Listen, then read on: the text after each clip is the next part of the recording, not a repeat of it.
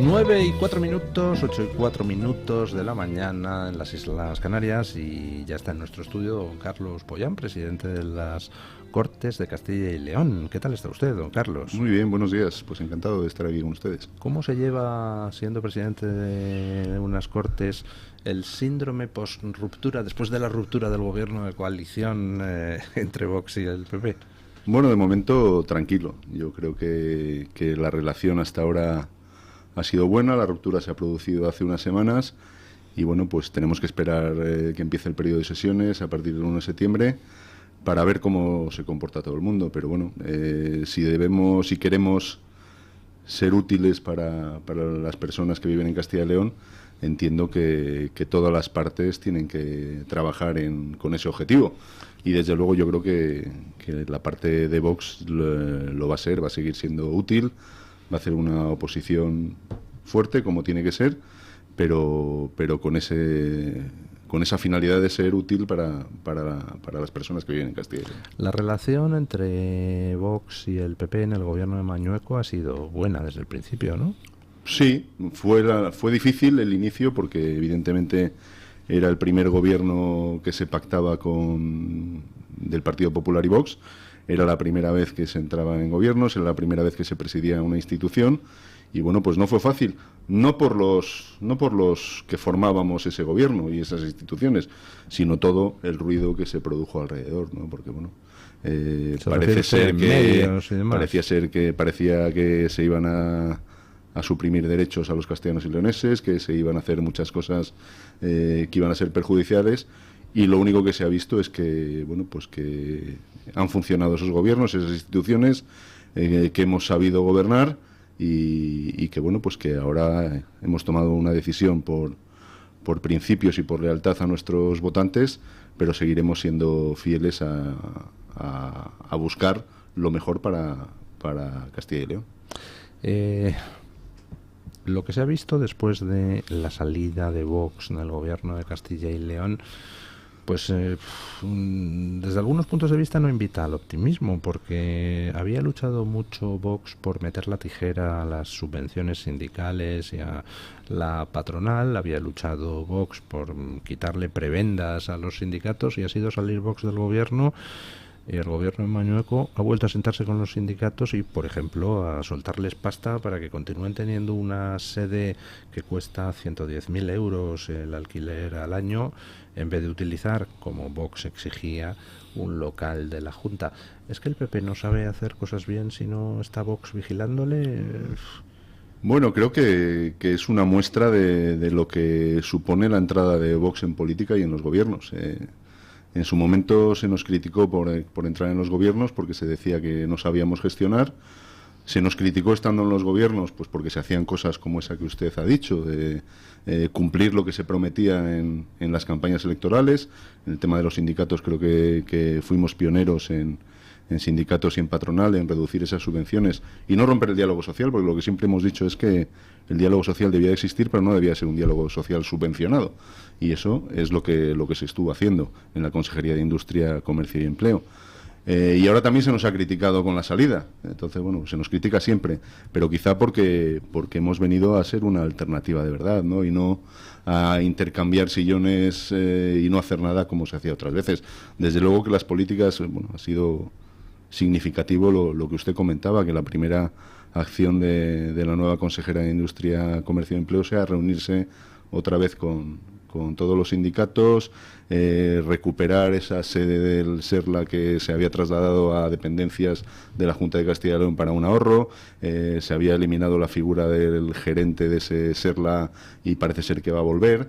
Bueno, vamos a esperar a ver cómo evoluciona, pero desde luego que no es un inicio alentador de las políticas del Partido Popular en solitario. Vamos, que el Partido Popular es como esos hijos que están saliendo de la infancia, entrando en la adolescencia, y que o procuras que tenga amiguitos serios, o si no, se echa a perder. Es una cosa tremenda. Bueno, esperemos que no sea así del todo, ¿no? Pero desde luego que esos inicios así prometen que va a ser. Desde luego a nadie se le escapa que estos pactos no eran del gusto de Núñez Feijóo desde el primer momento. Es decir, él no se ha escondido en no estar conforme y no compartir esos pactos. Pero yo creo que los representantes territoriales del Partido Popular sí fueron conscientes y sensatos de lo que las urnas en su día habían dicho en las elecciones autonómicas. Y la gente quería esos gobiernos en coalición y quería el cambio de esas políticas que se han producido con Vox. De hecho, se produjo la circunstancia, de hecho, de que ustedes hacen el pacto de gobierno y después, cuando acuden a las urnas, subieron los dos, tanto el PP como Vox. Sí, a pesar de toda la campaña que el propio Partido Popular hizo en contra nuestra, ¿no? Pero desde luego que se ha visto que los ciudadanos creo que valoran que se estaban haciendo las cosas bien. Es significativo eso que dice usted, que las dos partes que formaban gobierno subieran en las elecciones autonómicas donde se gobernaba y luego en las posteriores europeas. Pero bueno, como le digo, nosotros hemos sido leales a nuestros principios y seguiremos haciendo una oposición útil. Hay una serie de principios y una serie de ejes de actuación que estaban en esos pactos de gobierno que por la parte de Vox entiendo que vamos a seguir siendo leales a esos principios, y si no salen adelante las cosas que estaban en esos pactos de gobierno, pues el Partido Popular tendrá que explicar por qué eran útiles cuando se firmó el pacto y ahora no van a ser útiles. Vamos a esperar. ¿Están ustedes incitando al golpe de Estado en Venezuela, dice Maduro, por esa carta del Foro Madrid firmada por casi 300 parlamentarios de numerosísimos países de Sudamérica y Europa, alentada por Vox? Bueno, yo creo que evidentemente no. Yo creo que lo que se ha hecho con el Foro de Madrid es una defensa de esas democracias que en los países hispanoamericanos están en serio peligro desde hace muchos años, y bueno, pues lo que se ha hecho es trabajar por un futuro mejor para Hispanoamérica, y creo que Vox ha liderado tanto ese Foro de Madrid como también está liderando un consenso europeo para evitar esas políticas de la Unión Europea que tan perjudiciales están siendo para España. Bueno, hoy Vox va a estar, al final resulta que Vox veía yo ayer en un tuit, Vox va a entrar en la Moncloa antes que Feijóo. Hoy van a asistir ustedes a la declaración de Pedro Sánchez. No había leído esa apreciación, pero sí, bueno, pues sí que es cierto. Yo creo que otra cosa, se nos podrá criticar en muchas cosas, pero desde luego que en nuestra oposición a Pedro Sánchez y al Partido Socialista creo que estamos en cabeza en todos los frentes. A nadie se le puede olvidar que si los independentistas catalanes estaban en la cárcel o estaban prófugos de la justicia, ha sido gracias a la intervención de Vox en su momento, personándose en ese juicio contra los independentistas, y creo que está personándose en todos los sitios donde lo puede hacer personalmente, como acusación particular.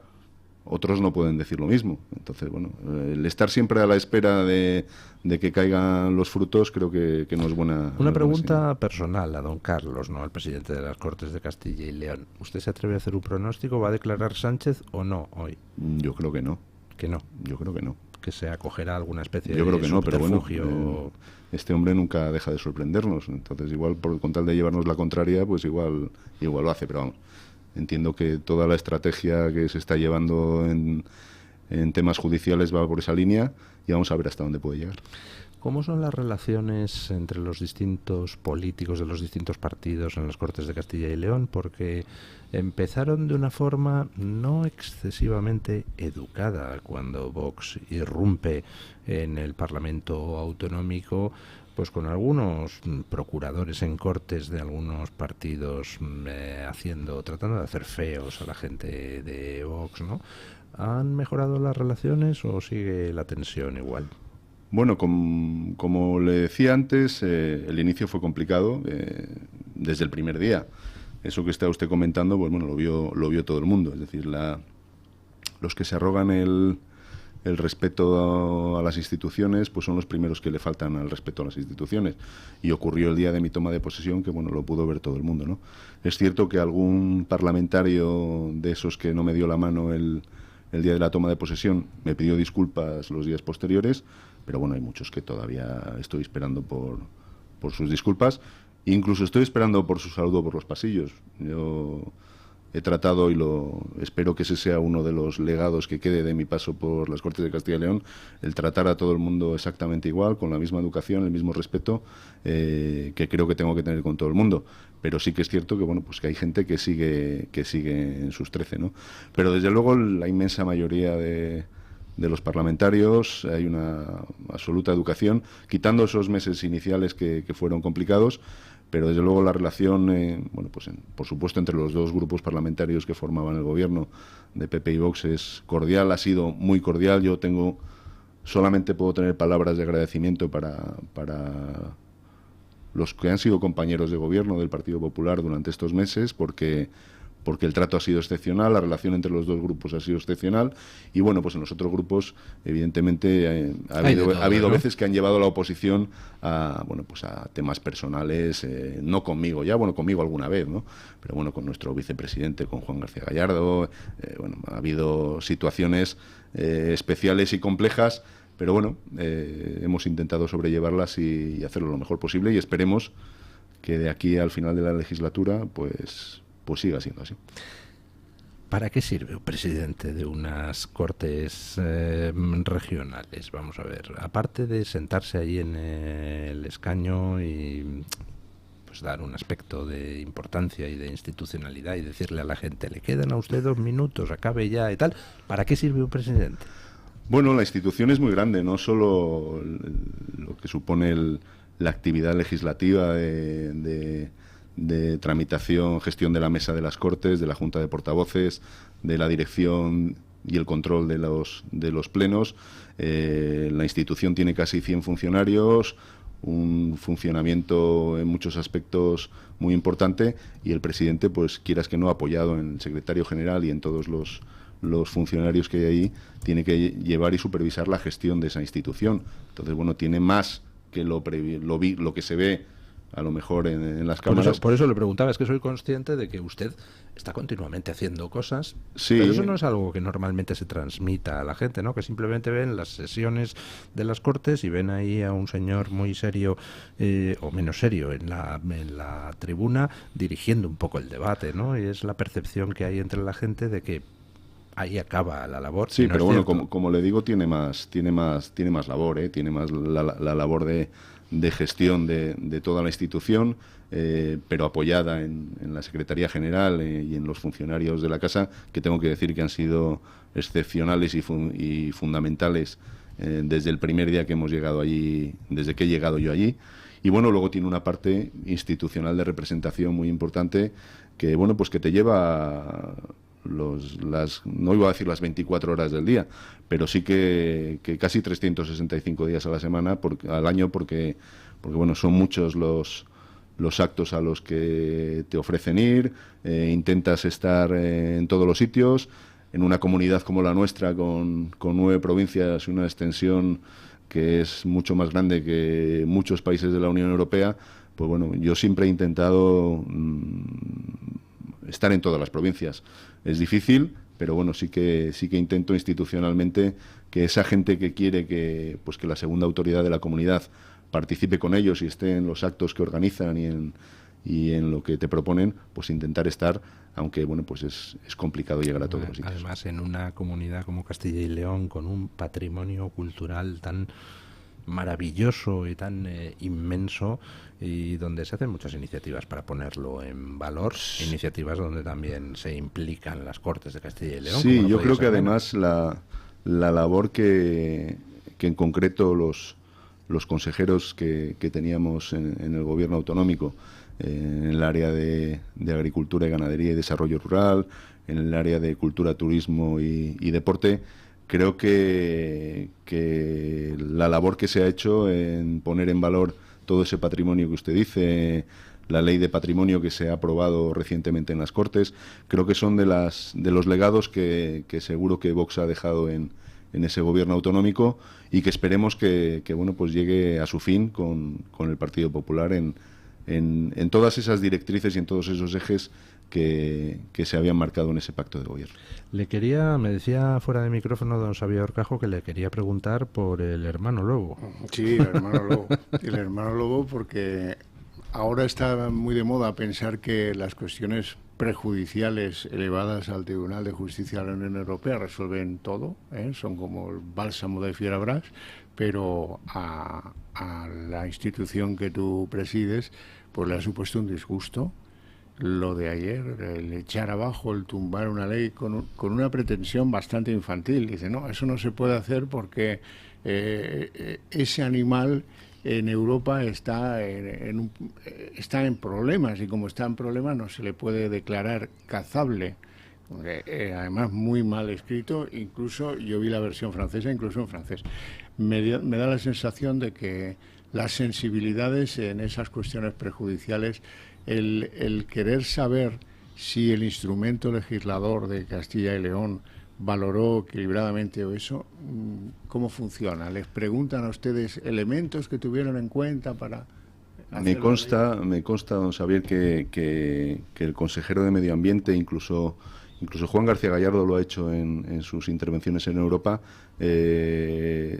han tratado este tema muy sensible para los agricultores y ganaderos de Castilla y León.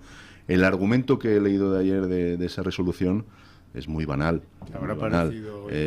Habla de que es una especie que no sé si dice en Europa o en España en concreto, pero claro, yo he escuchado ayer al consejero de Medio Ambiente hablar de que el peso de esa resolución de ayer se basa en unos datos de 2018, y en unos datos no puedes igualar esa especie en toda España con lo que está ocurriendo en la zona alta del Duero y en Castilla y León. Creo que cuando hablamos de los problemas que la Unión Europea trae a los ganaderos y agricultores, nosotros hemos hablado en concreto de Castilla y León, pero entiendo que es en toda España, pues es por cosas como esta. Es decir, nos hemos cansado de decir que en las elecciones europeas se votaban cosas muy importantes, y una de ellas es esta. Y desde luego que lo hilo con temas judiciales. Cuando todo el mundo está hablando de que va a venir Europa a solucionar los problemas de la ley de amnistía o de otro tipo de leyes, hay que ser muy cautos con ello, porque en cosas tan banales y tan sencillas como podía ser hacer una visión concreta de, pues, el caso del lobo en la zona alta del Duero y separarla de lo que es en toda España, pues estamos viendo que no es así. Entonces, bueno, pues es un problema, porque en las comunidades autónomas se intenta legislar cuestiones que son importantes en concretas para las personas de esa comunidad, y luego, bueno, pues nos encontramos con esos tribunales europeos que nos las echan para atrás con unos argumentos, como le digo, que ayer escuché al consejero de Medio Ambiente hablar de un listado de especies de 2018, estamos en 2024. Entonces creo que en muchas cosas se está perjudicando mucho a comunidades como Castilla y León. Hablando de perjudicar a comunidades como Castilla y León, ayer hemos conocido, ERC lo ha comentado, que han acordado con Sánchez un pacto fiscal para que tenga su propio cupo Cataluña, y por tanto una financiación privilegiada. Evidentemente esto es un juego de suma cero. Si tú le das más al gobierno de Cataluña, se lo tendrás que quitar a otros, ¿no? Bueno, me imagino que a los que estamos aquí probablemente no nos haya sorprendido a nadie la decisión. Es lamentable, y creo que es muy difícil de justificar que quieras asegurar una presidencia de un gobierno autonómico con una política fiscal en la que perjudicas al resto de comunidades. Creo que no es defendible ni asumible por nadie.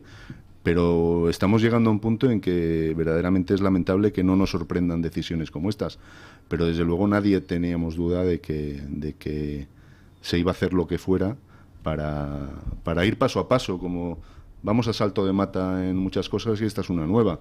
Las consecuencias que traerá esto, bueno, pues vamos a ver los gobiernos autonómicos cómo responden los grupos parlamentarios socialistas en esos gobiernos autonómicos perjudicados, porque eso es un tema muy peculiar, ¿no?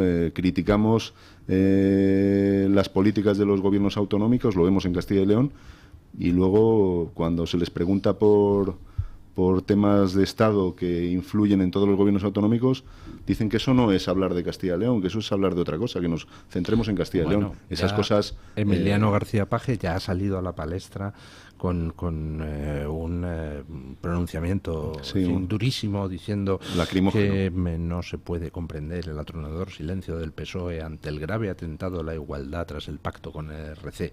Me tiene perplejo, ha añadido Emiliano García Paje. ¿Y sigue el hilo? ¿Ya ha dicho lo que va a hacer él o no? Nada, como siempre. Vale. Pues eso es lo que digo. Yo creo que, y eso se achaca en los parlamentos autonómicos, se le repite mucho al Grupo Parlamentario Socialista. ¿Qué van a hacer ante esas ofensas y ese crear a ciudadanos de segunda categoría y tercera en las comunidades autónomas? Y bueno, pues su respuesta simplemente es... tenemos que hablar de los problemas de Castilla y León, no tenemos que hablar de los problemas nacionales. A nadie se le escapa que todas las decisiones influyen en los gobiernos autonómicos. Me consta que PP y Vox iban a ser duros en sus posturas ante todas estas cosas, pero bueno, vamos a ver hasta dónde se puede llegar. Desde luego que es un paso más en la desigualdad entre los españoles, y es un paso más que veremos qué consecuencias trae ahora, como ya se ha visto en el Parlamento Nacional, con Junts descolgándose de las leyes que presenta el Partido Socialista. Este acuerdo con el ERC creo que supone otra, digamos, entre comillas, otra ofensa para Junts. Vamos a ver cómo reacciona a nivel nacional, pero bueno, cuando lleguemos a ese puente pasaremos ese río, ¿no? Ya veremos lo que hay. Don Víctor Lenore le quiere hacer una pregunta. Sí, quería hacer dos preguntillas. Primero, eso que has contado de que los políticos que te negaban la mano luego se han disculpado, no has dicho si se han disculpado en público o en privado. Supongo que en privado. Eso es un poco mezquino, ¿no? O sea, lo de negarte cuando están las cámaras y luego, oye, perdona. Bueno, cada uno actúa como cree que tiene que hacerlo. Yo, desde luego, no he recibido públicamente ninguna disculpa. Sí que es cierto y lo reconozco, no tengo ningún problema en que a título particular haya alguno de esos que lo ha hecho, pero bueno, no somos todos iguales y no nos comportamos todos igual. Nosotros, o la parte que me corresponde a mí, tenemos unos principios que son inquebrantables de respeto a las instituciones y respeto a nuestros votantes y a nuestra idea de lo que tiene que ser este país, y lo hemos demostrado con nuestra salida del gobierno en esas comunidades donde no se han cumplido los pactos y donde pues el señor Núñez Feijóo ha decidido que sus representantes territoriales no podían tomar decisiones, cosa muy curiosa que luego el Partido Popular se ha reiterado un montón de veces que no entendía que una decisión de Vox a nivel nacional pudiera influir en las comunidades. Es exactamente lo que ellos han hecho, es decir, los representantes autonómicos tenían una idea y habían sido leales y pretendían serlo, me consta en muchos casos, en ese punto del acuerdo de promover la inmigración legal y ordenada de acuerdo a nuestra cultura, y bueno, pues desde Madrid se decidió que no, porque Núñez Feijóo no ha estado de acuerdo con esos pactos desde el primer momento. Pero bueno, cada uno actúa como actúa, y desde luego que esa falta de respeto, pues bueno, quedó ahí y sorprendió a mucha gente. Sí, eso te voy a preguntar. De tu relato se deduce que son las directivas y los medios de comunicación de Madrid los que están impidiendo que la derecha española se entienda en los territorios, que es donde se ven los problemas concretos más cerca y donde no tienen esos problemas que vienen de Madrid, ¿no? Sí, y además yo creo que ahora que se ha cumplido un año del 23 de julio de las elecciones del año pasado, pues volvemos a ver estos días la misma línea en determinados medios de comunicación. Volvemos a decir que el Partido Popular ya roza la mayoría absoluta en no sé cuántas, en todas las comunidades prácticamente en las que se han roto los gobiernos, que roza la mayoría absoluta si hubiera elecciones otra vez. Bueno, pues volvemos a lo que yo considero que es un error. No se acaba de valorar la base sólida de votantes que tiene Vox, votantes que hemos dicho por activa y por pasiva, no lo digo yo, sino que lo dicen muchos de sus votantes, que no van a volver a votar al Partido Popular nunca. Entonces, bueno, pues si seguimos empeñados en esa guerra, además una guerra que se ha visto en las comunidades autónomas, yo lo he dicho en diversas entrevistas estos meses pasados, deberíamos de dar carta de naturaleza y de naturalidad a los pactos de PP y Vox, si queremos de verdad, como quiere Vox, echar a Pedro Sánchez de la Moncloa. Si seguimos con la misma estrategia que hemos tenido en esas elecciones que ya había ganado el PP el 23 de julio, 15 días antes de producirse, pues yo creo que no es buena solución para echar a Pedro Sánchez de la Moncloa. ¿Crees que de cara al votante de Castilla y León se han explicado bien los motivos de la ruptura con el Partido Popular? ¿Aguantan, digieren esa ruptura con cierta naturalidad y van a seguir votando a Vox? Bueno, creo que esa va a ser una labor pedagógica que va a llevar su tiempo. Lógicamente, nosotros no hemos hecho más que cumplir lo que prometimos a nuestros votantes, que es no participar de las políticas socialistas que el PP ha llevado en muchos sitios y en este tema en concreto las lleva, y creo que será una labor que lleva su tiempo, pero como ya ha dicho nuestro presidente nacional y también lo ha repetido nuestro vicepresidente Juan García Gallardo estos días, nuestros principios van por delante de nuestros sillones, y creo que es una decisión que era difícil, que era dura, que nadie se creía y se pitorreaban de que íbamos a abandonar los sillones, de que no se lo creía nadie. Bueno, la prueba ha estado ahí. Desde luego que una gran parte de nuestros votantes están conformes y lo llevaban pidiendo mucho tiempo. Y creo que era una de las líneas rojas por las que no se podía pasar ni debíamos pasar con nuestros votantes. Fuimos muy leales al gobierno con el Partido Popular, cedimos en muchas cosas, pero entendíamos que debía de ser así, porque se estaban cumpliendo la mayor parte de los acuerdos. Es cierto que quedan cosas pendientes, como es la ley de concordia, que ya se está tramitando en las Cortes de Castilla y León. Vamos a ver si lo que era un texto en común y que se había llegado a un común acuerdo entre los dos partidos sigue siendo así cuando empiece la tramitación parlamentaria. Había una ley de violencia intrafamiliar para tratar a todas las víctimas de violencia por igual, que estaba en ese pacto, pero era un pacto de legislatura. Teníamos 4 años y esperábamos que en ese pacto se produjera.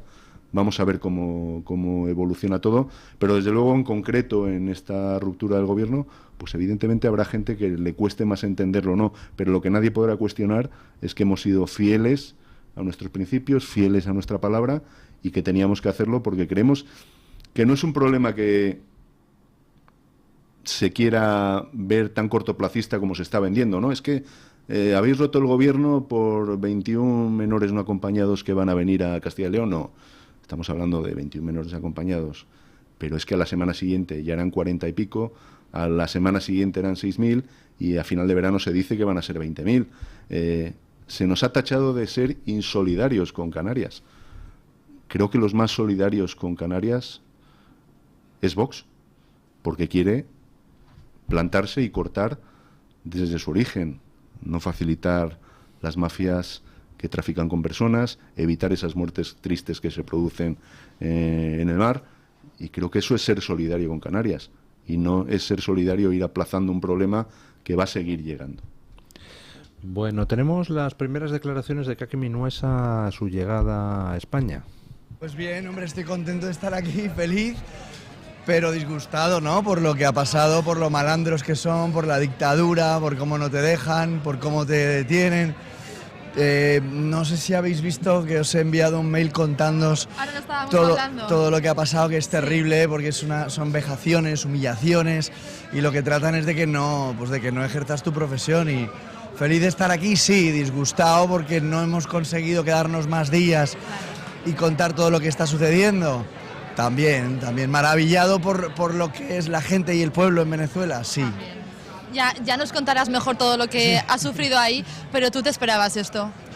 Yo no me esperaba. De hecho, a mí me cogen a las 3:30 de la mañana porque yo vuelvo al hotel a por algo, porque no pensaba que que el SEBIN estaba...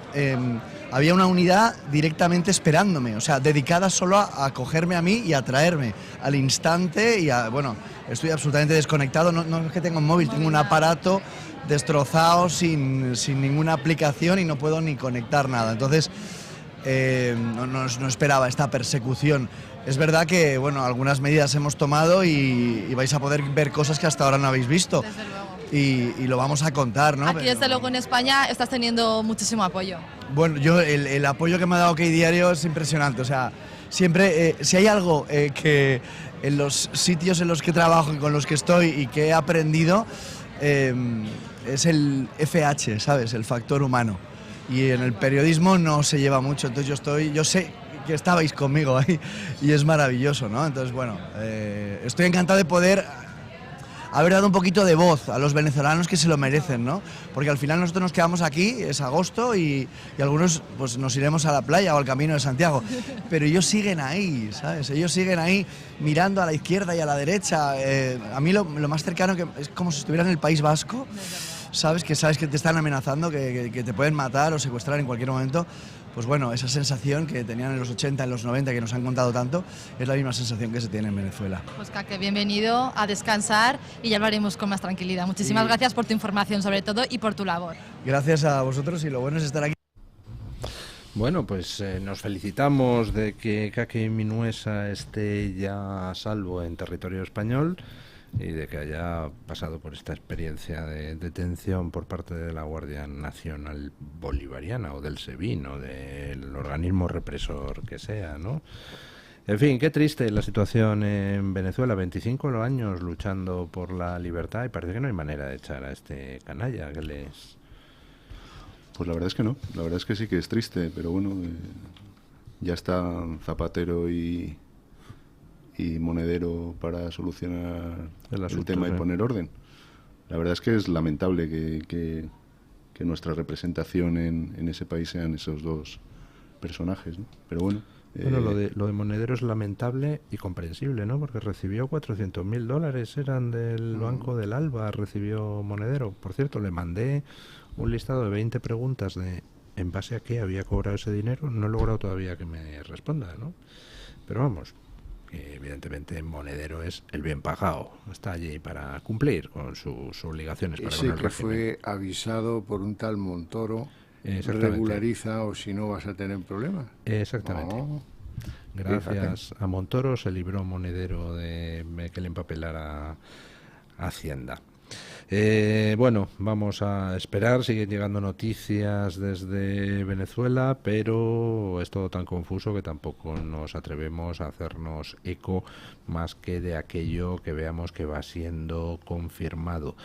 Por ejemplo, confirmado está que la web que la oposición venezolana estaba utilizando para poner las actas a disposición del público, las actas electorales, para que se vea el triunfo arrollador de la oposición, pues o bien la han hecho objeto de algún ataque o bien está teniendo tal avalancha de peticiones que lleva algún tiempo sin funcionar, y ha anunciado María Corina Machado que en breve los problemas técnicos se solucionarán. ¿Qué porcentaje de actas estaban en poder de...? 73,2% de las actas. Y con ese 73,2% el conteo de los votos demuestra que aunque las que faltan, el 100% de los votos fueran a Maduro, daría igual, habría ganado igualmente la oposición, porque la diferencia es brutal, de 6 millones y pico de votos para Edmundo González, el candidato de la oposición, a 2.900.000 votos para Maduro, con lo cual en los 3 millones de votos que faltan por recontar, aunque fueran todos a Maduro, no llega a lo que ha tenido Edmundo González. Bueno, pues le agradezco mucho a don Carlos Pollán que haya estado con nosotros hoy, y nada, no sé si se quedan ustedes alguna pregunta en el tintero. Yo quería hacer una, pero bueno, primero felicitar por el aumento de la natalidad en Castilla y León, y segundo, no has mencionado la política esta del latido fetal, que era una política bastante moderada y que el PP se negó a ponerla en marcha, ¿no? Bueno, fue una de las cuestiones en las que el Partido Popular digamos que ha defraudado en ese pacto, ¿no? Yo creo que nuestro vicepresidente también lo dijo claramente en ese tema.